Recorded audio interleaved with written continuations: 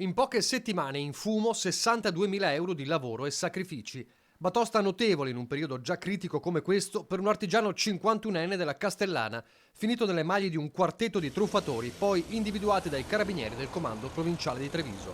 L'uomo aveva messo in vendita online la carrozzina elettrica già utilizzata da un proprio congiunto.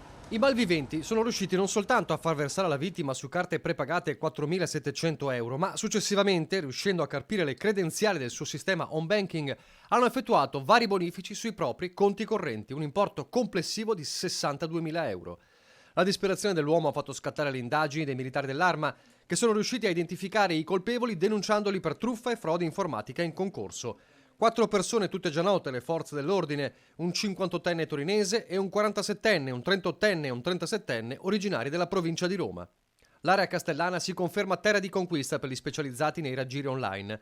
Denunciati anche un 73enne e un 29enne, sempre originari di Roma, che durante la trattativa per l'acquisto di materiale edile pubblicato sul sito internet erano riusciti a convincere un operaio trevigiano 36enne a versare 1.500 euro su carte prepagate, per poi rendersi irreperibili.